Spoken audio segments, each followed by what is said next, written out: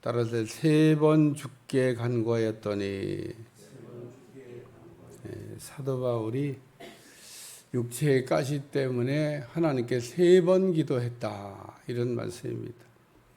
예수님도 3번 기도하셨던 적이 있습니다. 겟세마네 동산에서 3번 기도하셨죠. 가룟 유다에게 권면하실 때도 3번 권면하셨습니다. 또 오늘 여기 바울도 그래서 기도할 때 3번 기도했다. 3번 기도하고 더 이상 기도 안 했다 그런 얘기입니다.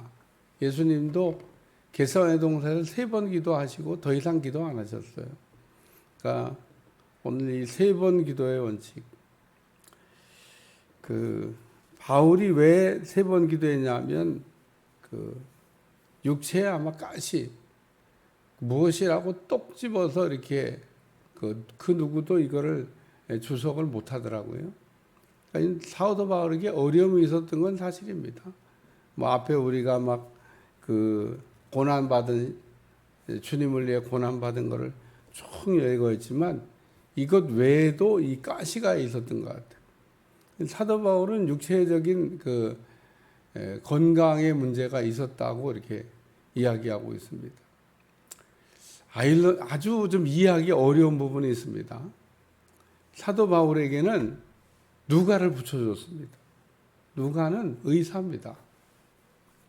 근데 아니 하나님이 그냥 고쳐주시면 되지 왜 의사를 붙여가지고 아프면 이렇게 케어하고 도와주고 이렇게 한 겁니다. 그래서 누가가 따라다닌 거예요. 사도 바울이 그러면 병자를 못 고쳤냐? 아닙니다. 병자를 고쳤습니다. 안진병이도 일으키고 죽은 사람도 살려내고 사도 바울의 치유의 능력은 가히 다른 어떤 사람에게 비교할 때 손색이 없습니다.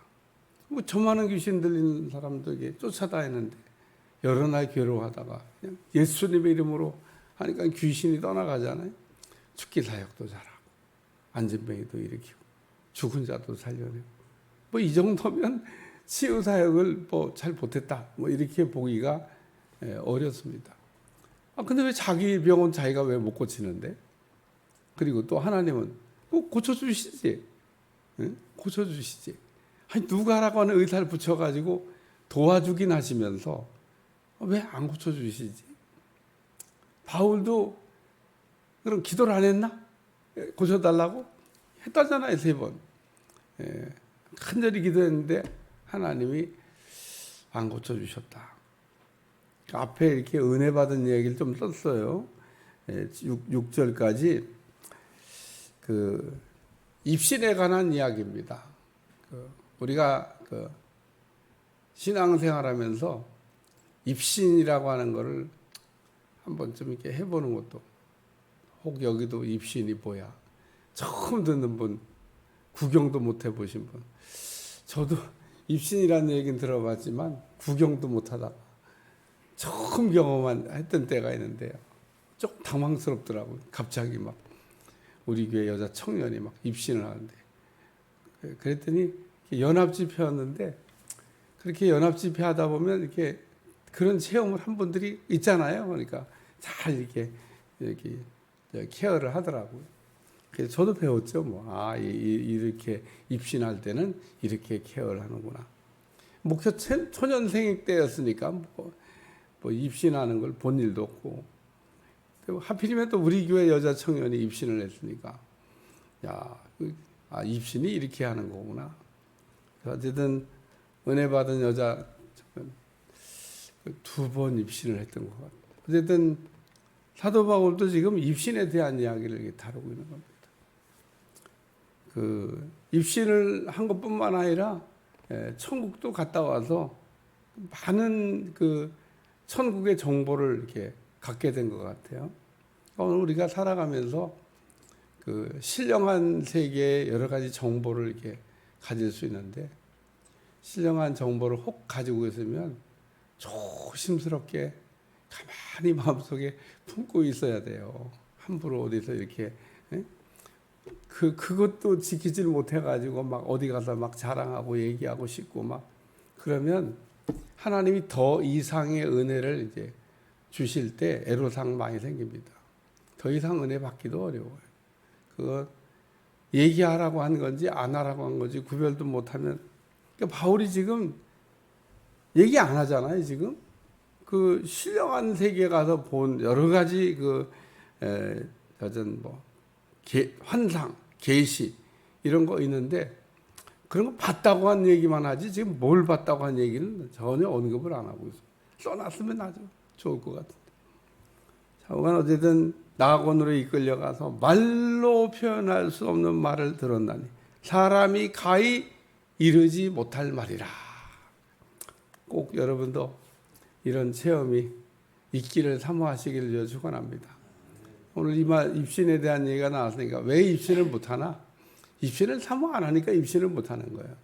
그러니까 하나님은 뭐든지 간절히 막 사모하는 사람에게 주시는 거죠. 오늘 사도 바울이 그 육체의 어려움이 이렇게 있었는데 그 이유를 하나님이 설명하기를 이는 나를 쳐서 너무 자만하지 않게 하려 함이라. 그러면서 자만하지 않게 하나님께서 사도 바울의 육체에 가시 은혜가 많으면 가시가 있을 수도 있습니다. 아유, 난 그냥 가시 없고 그냥 마를게요. 그냥 신령한 은혜 안 받고 가시도 없는 게 낫겠어요. 어쨌든 바울은 신령한 은혜를 이렇게 체험했는데 가시가 생겨서 그 가시 때문에 굉장히 어려웠다고 하는 얘기를. 오늘 우리가 어려움이라고 하는 게 예수님 믿으면서 오는데, 그러나 이 어려움이라고 하는 거는 감당할 수 없는 거는 하나님이 안 주신다고 말씀하시잖아요. 그러니까 감당하다가 감당하기 어려우면 얘기하세요. 하나님 앞에 힘을 좀 달라고. 감당하기 너무 어렵다. 그러면 하나님께서 가지가지 은혜를 주실 줄로 믿습니다.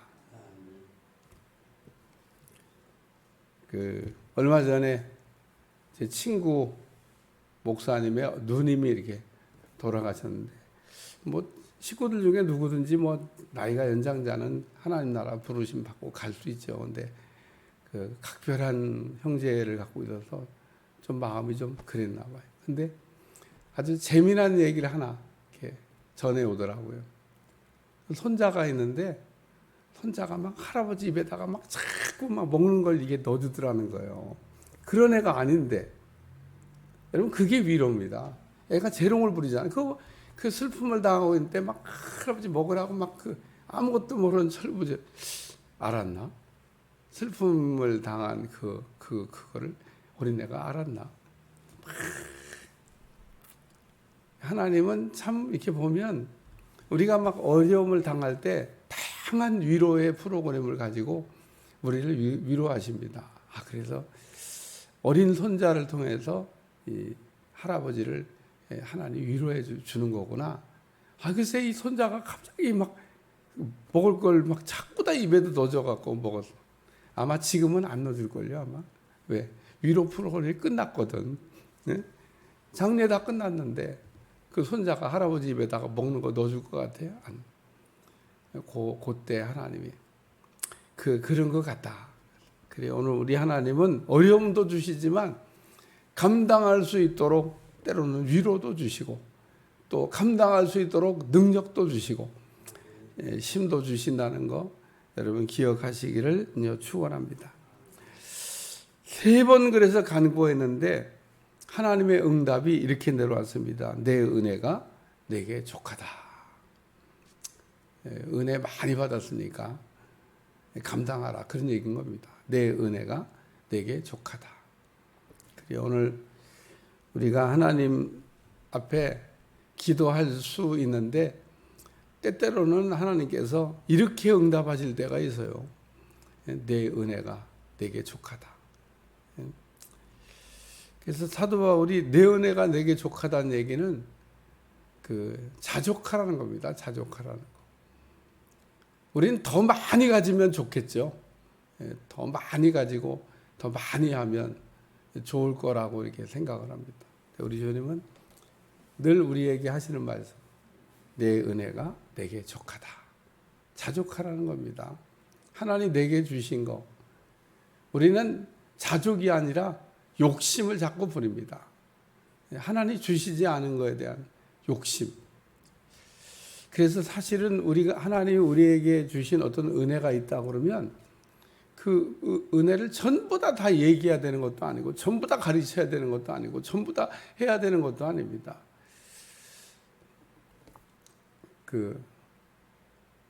우리는 늘 성령의 제재를 받아야 됩니다. 성령의 그 통제가 우리에게 사실 날마다 일어나고 있는데 우리가 살아가면서 성령의 통제를 막 무시하고 막 내 마음대로 막 해도 될 것처럼 우리가 생각하며 살 때가 있는데 매 순간 우리에게 필요한 게 성령의 통제가 우리에게 온다는 겁니다. 어떤 때는 성령이 통제하고 어떤 때는 내 마음대로 해요. 오늘 그게 아닌 겁니다. 어떤 때는 성령의 통제를 받고 어떤 때는 내 마음대로 하는 게 아니에요. 근데 우리는 제가 이렇게 여러분들 신앙을 지도하며 보면 어떤 때는 성령의 통제를 받고 어떤 때는 내 마음대로 합니다. 막 이걸 섞어가지고 막 해요. 섞으면 안 되는 건데. 다시 말해서 성령으로 시작을 했으면 성령으로 끝나야 되는 겁니다. 근데 성령으로 시작은 했어. 근데 끝날 땐 내가 끝나. 성령으로 시작해서 이게 이제 내가 이제 그 모든 일을 마감하면 안 되는 거죠. 몰라서 그럴 수도 있고 훈련이 안 돼서 그럴 수도 있고 뭐 여러 가지 이유가 있겠습니다만 오늘 우리는 성령으로 시작해서 성령으로 끝나야 된다는 거. 그리고 세 번째는 내 능력이 약한 데서 온전해짐이라. 그래서 내 능력이 약한 데서 온전해. 하나님의 능력은 우리가 약할 때 강하게 나타나고 우리가 강하면 약하게 나타난다는 원칙을 얘기하고 있는 겁니다. 오늘 그렇기 때문에 우리가 약해지면 하나님의 능력이 반감되는 게 아닙니다. 오늘 우리가 약해질 때 하나님의 능력은 더 극대화되고 오늘 내가 강해지면 하나님의 능력은 약화된다는 겁니다. 하나님은 언제나 하나님의 능력을 흘려보낼 통로를 찾고 있습니다. 어디를 통해서 하나님의 능력을 흘려보내야 될까? 하나님의 능력이 이렇게 하나님의 능력이 깨끗하게 잘 흘러가게 하는. 그래서 제가 이렇게 안수하면 불이 막 흘러 들어가잖아요. 늘 기도하면서 어떻게 하면 깨끗한 불, 어떻게 하면 이 하나님의 능력이 내 안에서 반감되지 않고 내 안에서 이게 이렇게 사라지지 아니하고 그냥 그대로 100% 흘러가게 할 수 있을까? 뭐 이런 생각을 늘 합니다만. 그래서 어떤 때는 내가 상태가 안 좋으면 나도 상태를 빨리 이렇게 하는 걸 알지만 상태가 나빠도 상태를 빨리 하는 법 정도는 알고 있지만 그래도 뭔가 빨리 처리가 안 되는. 그래서 사실은 제일 상태가 좋은 때가 제가 설교 끝나고 난 때다. 그때처럼 성령 충만한 때가 없잖아요. 그러니까 사람은 누구나 다 이렇게 상태가 좋아졌다, 나빠졌다. 그런 거기 때문에 여러분이 하나님의 능력을 이렇게 쓰는 사람들은 어떻게 하면 이 하나님의 능력이 이렇게 많이 또 100%는 안 가더라고. 왜 안 가냐? 우리의 육체의 한계 때문에 그렇습니다. 그러니까 하나님의 능력이 잘 사도 바울이 너 지금 약해졌지만은 약하다고 해서 네가 약해지고 네가 이렇게 어렵다고 해서 하나님의 능력도 제한되는 것은 아니다. 그 얘기. 그래서 오늘 이 사도 바울이 큰 은혜를 받았는데 왜 이렇게 사도 바울이 어려움이 많았나? 참 이해가 안 된다. 아프면 낫게 해주시고 복음을 전하게 하시지. 그냥 그 아픈 몸을 끌고 걸어 다니려고 그러니까 얼마나 어려웠겠어요? 아니 건강한 사람도 걸어 다니기가 어려운데 사도 바울 시대는 차를 타고 다니는 게 아닙니다. 제가 지난번에 휴일이기도 하고 차 가지고 대전 갔다가 도저히 차 가지고 오는 게 어려운 길일 것 같아가지고 그냥 기차 타고 이렇게 아이고 저기 보건대 선교 훈련을 제가 29일 날 훈련원에 강의하러 간다니까. 아니 나를 잡아도 어떻게 이런 날 뭘 오라고. 제가 보건대 앞에 가서 빵 하나 먹는데 오다가 택시기사하고 대화하는데 오늘도 강의를 하나요? 그래서 예, 29일 날 여기 선교학 강의가 있어가지고 왔다 갑니다. 어쨌든 갔다 오는데 쉽지 않더라고요. 아유 기차 타고 편하게 갔다 오는데도 안 쉬워요. 오늘 우리가 인간이기 때문에 약하지만은 오늘 하나님이 약해지는 건 아니다고 하는 걸 여러분들이 꼭 기억하시고, 약할 때 하나님의 능력이 강하게 나타나는 거 믿으시기를 주여 축원합니다. 기도하겠습니다. 하나님, 오늘도 거룩한 한 날을 또 이렇게 살게 하신 것을 감사하며 복된 날이 되게 하시고 은혜 받는 날 되게 하시고 하나의 능력이 극대화돼서 내게 나타나는 날 되게 하여 주옵소서.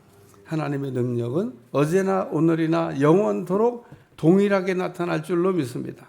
주여 은혜를 베풀어 주시고 함께하여 주옵소서. 예수님의 이름으로 간절히 기도하옵나이다. 아멘.